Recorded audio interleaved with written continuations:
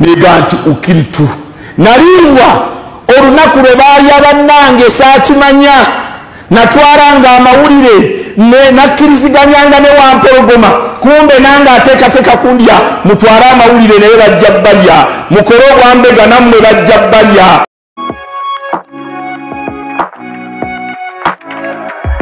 DPTV Uganda, Dawn People Television. Inna lillahi wa inna lillahi rajiun. Kitalo nnyo eyaliko Supreme Mufti avudde mu bulamu bw'ensi olunaku olwaleero essaawa ng'emu eyise emabega. Former Supreme Mufti Sheikh Sulaiman Kasule Ndirangwa afudde. Kitalo nnyo eri abayisiraamu mwenna mu ggwanga. Twali wano ennaku 3 eziyise ne mbategeeza nti yali mu ddwaliro ng'embeera y'obulamu bwe tewoomya nakabululu yadde n'akatono. Era baali batutegeezezza nti kwegamba omubiri gwe ebitundu ebisinga byonna bisirise. Era nga batugamba nti asigazza ebitundu nga 7 ku 10 ebitundu bye eby'omubiri byali bisirise.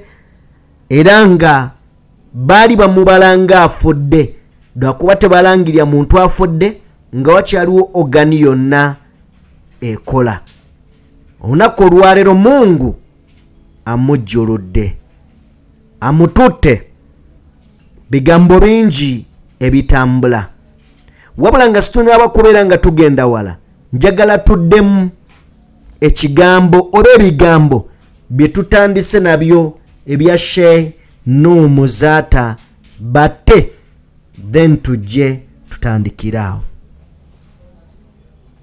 Neganti ukiritu nalingwa olunaku lwe baali abannange. Neganti ukiritu nalingwa olunaku lwe baali abannange saakimanya natwaranga amawulire nakkiriziganyanga ne Wampologoma kumbe nange ateekateeka kundya mutwale amawulire naye bajja balya mukole obwambega nammwe bajja balya.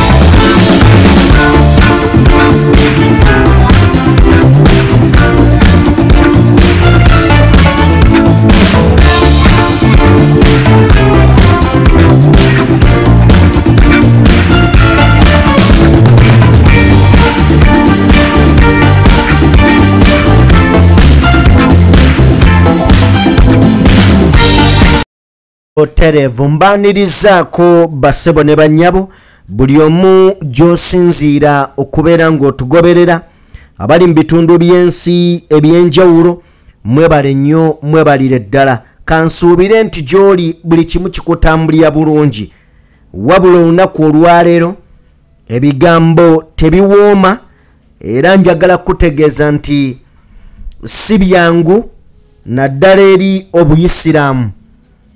Eyaliko Supreme Mufti avudde mu bulamu bw'ensi eno. Eyaliko Supreme Mufti avudde mu bulamu bw'ensi eno olunaku olwaleero Sheikh Sulaiman Kasule Ndirangwa. Tuzanya katambi k'omugenzi Sheikh Nuhu Muzaata Batte bwe yali ategeeza nti mutubega mutuwaayo ne bwe munaamala otuwaayo nga bamaze okututta nammwe bajja kubatta. Bigambo bino yali abiwereekereza bannaddiini banne abo abatasobola kukozesa mitwe gyabwe mimwa gyabwe n'okubeera nga boogera ku kunyigirizibwa okwali kugenda mu maaso mu ggwanga n'okukyagenda mu maaso n'okutuuka olunaku olwaleero ng'agamba bwe mugenda musaba mmotoka musaba bulamu bulungi musaba bakuumi musaba kubeera nga babalabirira bulabirizi ne temufuddeeyo kwebyo ebituufu ebiteekeddwa okubeera nga bikolebwa. njagala onzikirize wakati mu ddakiika nga 3-5 tusooke tujjukire ebimu ku bigambo by'omugenzi mu kiseera kino byazze ayogera, era ng'ennaku ze ezisembyeyo azze avumirira abantu abakozesa obubi omutimbagano nga mubika abantu abalamu, era ng'agamba nti ye bamubise naye ng'ate gy'ali mulamu. Azze avumirira naddala ennaku ze ezisembeyo ku nsi ng'agamba nti abantu ba social media mulekeraawo okubeera nga mubika abantu abalamu. Tugende mu bigambo bye then tuveeyo ate oba oli awo nkubuulira ebikira ku bino. Okutulugunya nako kungi era nako kuzuuse ku mikutu egya TV ez'enjawulo. Okutulugunya kungi ebyo byonna bannaye tebisaanira okutulugunya. Lwaki otulugunya muntu munno n'ebirala ebifaanana bwe bityo? Okutulugunya nako tukuvumirira n'ebikolwa ebikyamu ebifaanana bwe bityo. Nsuubira ng'ekyali ku mubaka zaake kyali kifaanani kibi nnyo kye twalaba ku mikutu gya TV, naye tusaba nti okutulugunya okufaanana bwe kutyo ne bannayuganda abafaanana bwe batyo ndowooza abakwatwako eddembe. Omuntu bw'asobezza situgaana ayinza okusobya ng'omutonde ne bw'asobezza atwalibwe mu mbuga z'amateeka avunaanibwe. Gumusinga asibwe oba alamulwe okusinziira mu mateeka nga bwe gaba galamudde. Naye ate okutta omuntu ate omutulugunyizza n'ebirala ebifaanana bwe bityo, nsuubira nti ab'edde bakwatwako okutebenkeza eggwanga abakwasa amateeka, nsuubira nti ensonga eyo tugitwale nga nsonga nkulu.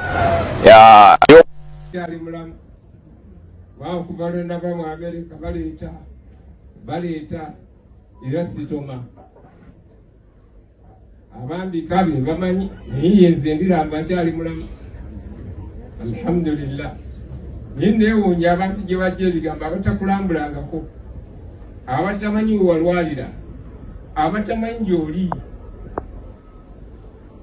ne bakwata time ne baddaawo n'ebigambo byabwe ne baga nti tubika omuntu. Bannaaye aba social media mukola omulimu mulungi, tukwagala era mwebale nnyo, mwebalire ddala, naye omutimbagano tugukozese bulungi. Nze mbeebaza olw'ebigambo byammwe birungi ebiyita ku mutimbagano, kubanga bikulaakulanya ensi, bikulaakulanya eddiini, ate bya mugaso okubiwuliriza. Naye nammwe bennyini mbakubiriza nti mulwanyise abantu abakola bwe batyo, kubanga boonoona omulimu gwammwe ogubadde omulungi ate ne bagufuula omubi. Obika otya omuntu omulamu? Sijja kusingaawo, nja kulomba edduwa nga nsaba Katonda essomero lino likulaakulane ligende mu maaso. Rabbana takabbal minna innaka antas samiul alim. Bannaye nziramu okubeebaza, ate era nze neebaza Allah kubanga yandagako ne mmanya mikwano gyange n'amabugo ne bagamba nga nkyali mulamu, naye abambika sibamanyi, sibalabangako, tebannambulangako, sibeeranga nabo. Kyanneewuunyisa nnyo, nali naakoogera ne Seeka Kateregga ne mukyala wange mu ddakiika 5 ne bankubira essimu nti bakubise nti wafudde. Naye abo bigambo byabwe nga Allah bw'agamba, in ja'akum fasiqun binaba'i fatabayyanu an tusibu qauman bijahala fatusbihu ala ma fa'altum nadimin. Mwetegereze amawulire ge mufulumya, mwetegereze ebigambo bye mufulumya. Abaffe ebigambo by'amazima bwe kiba kya mazima fa alhamdulillah, naye mulekeraawo okulimba abantu. Kibi nnyo, Katonda agenda kubavunaana okutaataaganya abantu, okulimba abantu, okutemerera abantu, okwogera ebitaliiyo. Katonda agenda kubavunaana era agenda kubabuuza. Abeebaze nti mwebale nnyo okunsabira, mwebale kunnambula, nga bwe ŋŋambye nti amabugo nze bagampadde nkyali mulamu okuva lwe ndava mu Amerika okutuuka olwaleero baleeta sigulangako ku kintu kyonna. Emikwano bamasheeke bannange, mikwano gyange, abantu bange, baganda bange bannambudde olulambula lulungi, era mbeebaza nga nsaba Katonda abasasule empeera z'okulambula abalwadde era abaweemu empeera. Eno ye Salam. Kale oyo ye mugenzi mu kiseera kino. Ebyo bye bimu ku bigambo byazaayogera mu nnaku ze ezisembyeyo ng'agamba abantu ba social media oba oliawo okwewala okwogera ebyensimattu wabula walumbe mubbi newankubadde ng'abadde abyogera tamuganye kwega tamuzibidde kubeera nga amutwala. Ye mugenzi mu kiseera kino kitalo nnyo wabula njagala kubeera nga nkuwa ku bitonotono oba oliawo ebimukwatako osobole okubeera nga obimanya ebimukwatako. Sheekh ono yazaalibwa mu 1965 era nga yasomera ku Kiraya Ngoma Primary School, n'agenda ku Bilali Islamic School, n'agenda ku Madina Islamic University, n'agenda Buziga Theological Institute. Emirimu gye gyazaakola imamu w'omuzikiti wali Ekibuli District Kaada wa Kampala, era n'abeerako Supreme Mufti. Bye bitonotono sofa bye tumulinako. 1965 we yazaalibwa, amasomero ge yasomerako Kiraya Ngoma Primary School, Bilal Islamic, Madina Islamic University ne Buziga Theological Institute.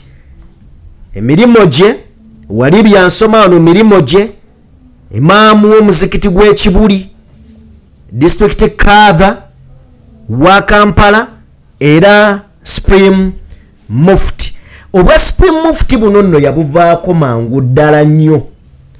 Ndowooza yakyasinze okwangu okuva ku bwa Supreme Mufti kubanga baabumuwa mu bbanga ttono ddala nnyo, teyabuwezaamu na mwaka gumu na kitundu n'abuzaayo. Oba kyekyaliwo katufune olunaku lwe yazzaayo obwa Supreme Mufti n'abuzaayo eri abakulu.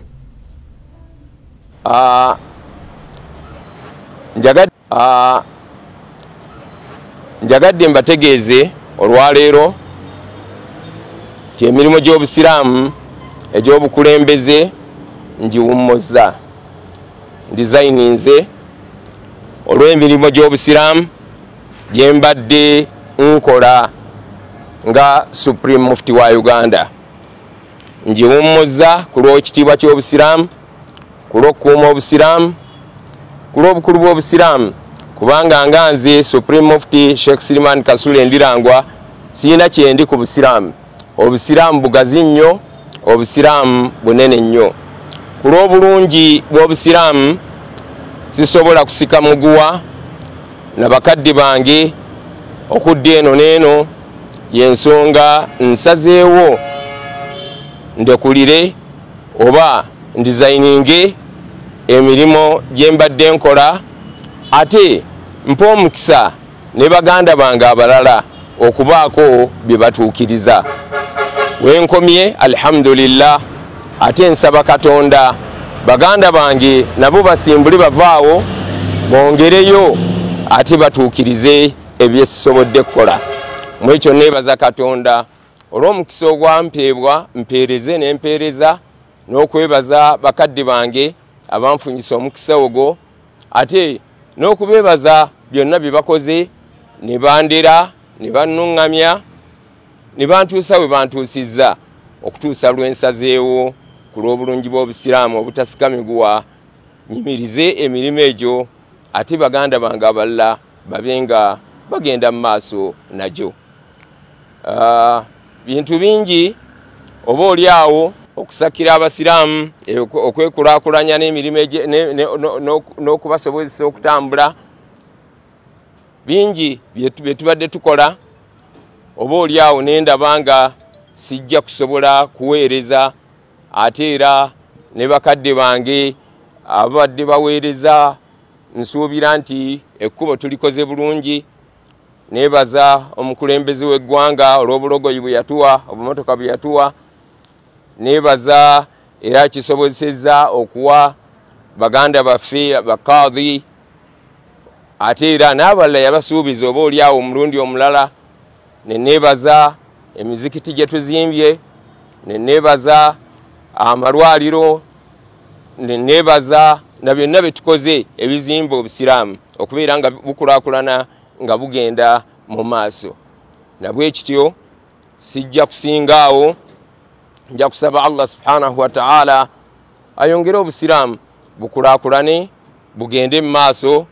Nze neme kubeera kizibu eri obusiraamu n'abasiraamu kubanga siyina kyendi kitono nnyo kyendi ate obusiraamu bugazi okunsinga. Nabwe kityo ndizayininze ku mirimu gye mbadde mpeereza nga Supreme Mufti wa Uganda. Wumula Mirembe Supreme oba former Supreme Mufti Kasule Ndirangwa olunaku olwaleero awummudde mu butongole emirimu egyo Mukama gye yamutuma ku nsi amuyise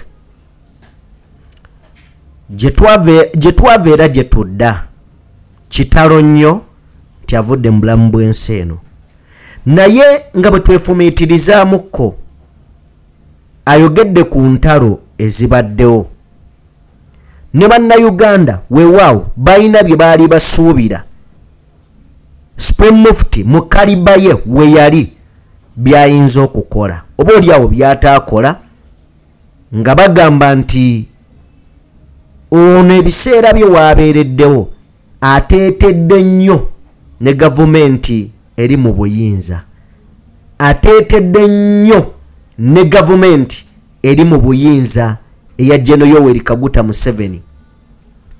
Era ku sayidi ye tebadde na kibi, ku sayidi ye ebadde tekola nsobi, ku sayidi ye ebadde nga ntuufu ku buli kyekola. Oba oliawo bannayuganda we basinzidde ne ku bubaka bwe twakuwa omulundi guli, tulina obubaka bwe twakuwa abantu bwe basindika nga bagamba nti embeera y'obulamu bwe si nnungi.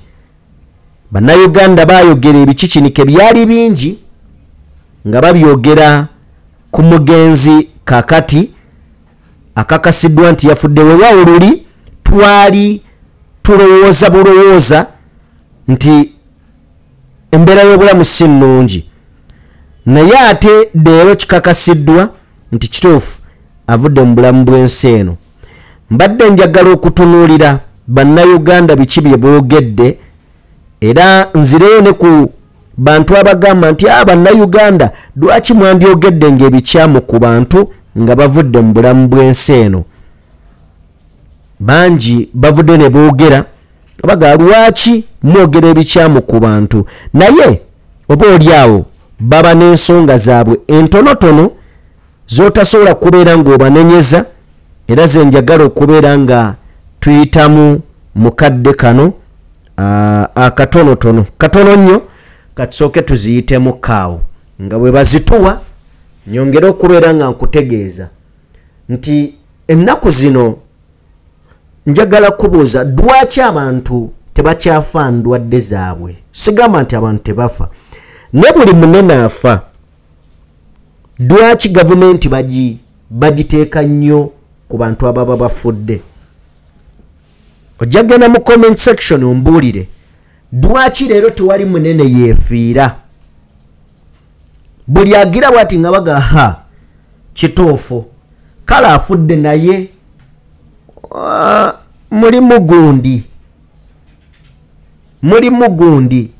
ne bwe kaba kabenje gavumenti ebaamu n'omukono ne bw'aba afudde biki. So ezo ze zimu ku comments abantu ze baawa ku mulundi guli. Nagambye wakayita ennaku 3 nga tuzze wano ne tumwogerako nti embeera y'obulamu mbi. Kale abantu bo bajja ne bagamba nti akafa omukkuto. Oli n'agamba inna lillahi wa inna ilaihi okwagala ebitali bikolerere. Sorry bambi ono yakudaala bukudaazi. Okwagala ebitali bikolerere. Ono n'agamba bannange oli n'agamba good news amawulire amalungi ng'omuntu afudde gajjira luddawa. Omulala n'agamba nti abasaba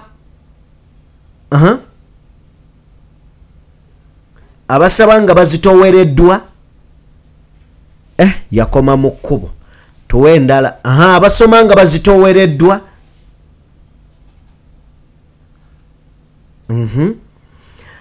Afaanana atya nga simumanyi tumukulaze emabegaawo teri byakugamba tomumanyi wamma nze tebinkwatako abange kibi nnyo so sad. Ono n'agamba ate lwaki bamuteeka ku oxygen ng'agenda kusisinkana Allah we mu jjana owange gwe bakuwa mwana abadde ki. Ono n'agamba yali ayogeddeko kuki ku kununula Uganda. Yali ayogeddeko kuki ku kununula Uganda. Afe mangu kuba basement beetaagayo head prefect Kazooba. Sheikh Muzata yabagamba bajja kumusangayo baali balowooza asaaga. Byebyo situjja kweyongerayo ku bingi. Katukome wano temulimu ewooma. So mawulire si malungi kitalo nnyo nnyini ddala eri ab'eŋŋanda abako n'ab'emikwano eri obuyisiraamu mwenna tubasaasira olw'eddibu eddene eryo lye musanze. Tubasaasirako nnyo nnyini ddala. So abaana b'omugenzi abakamwana abako ab'emikwano abazzukulu we baba nga babaddewo mwenna tubasaasirako. Tekitalo nnyo nnyini ddala. Tujja kujja n'ebisingakaawo nga twongedde okubaako ne updates ze tufuna then tujje tubategeeze. Kaba Katonda abeere nammwe tusinkane mu mboozi endala.